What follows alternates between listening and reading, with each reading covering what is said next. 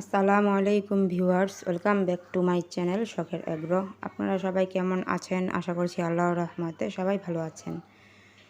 তো আজকে হচ্ছে চাঁদ রাত আর কালকে হচ্ছে ঈদ। সবাইকে অগ্রিম ঈদের শুভেচ্ছা, ঈদ মুবারক। তো স্ক্রিনে যে গরুটা দেখতে পাচ্ছেন এটা হচ্ছে আমাদের কুরবানির গরু। তো আপনারা কাটা কাটা কুরবানির গরু কিনেছেন, কত দাম পড়েছে অবশ্যই কমেন্ট করে জানাবেন। আর আমাদের গরুটা আপনাদের কাছে কেমন লাগলো সেটাও কমেন্ট করে জানাবেন।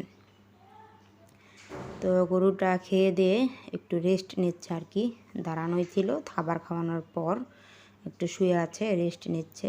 এই জন্য আর দাঁড় করালাম না।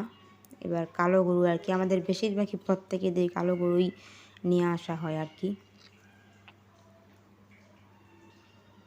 তো গরুটার দাম পড়েছে হচ্ছে 1,70,000 টাকা। আরও খরচ যেতে পারে আর কি, 80-85 মতো পড়তে পারে সব খরচ নিয়ে। আর এখানে হচ্ছে আমার দেশি মুরগিগুলোকে আমি বিকালবেলা করে খাবার দিয়েছি, ধান, গম, ভুট্টা ভাঙ্গা মিক্সার খাবারটা আর কি। তো সবগুলো মুরগি খাচ্ছে, রাজাবাবু খাচ্ছে, তারপর ঝর্ণা সুন্দরী, সাদা সুন্দরী, সবগুলো মুরগি এখানে আছে। সবগুলোরই ক্ষুধা লেগেছিলো, এর জন্য খাবার দিয়েছি, খাবারগুলো খাচ্ছে।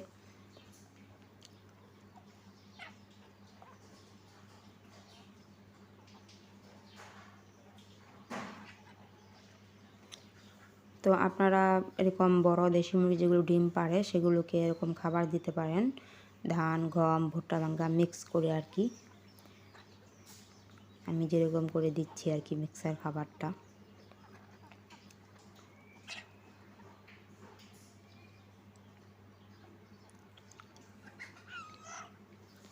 তো বৃষ্টির জন্য অবস্থা খুবই খারাপ। আজকে তো একবার বৃষ্টি হয়েছিল অল্প কিছুক্ষণের জন্য, তারপর থেকে আর বৃষ্টি হয়নি। তো মুরগিগুলোকে আটকিয়ে রাখলে খুবই চিল্লাপাল্লা করে আর কি, এর জন্য ছেড়ে দিয়ে রাখি। আর ছোট ছোট বাচ্চা যেগুলো আছে সেগুলোকে আমি আটকিয়ে রাখি, ওগুলোকে আর আমি ছাড়ি না।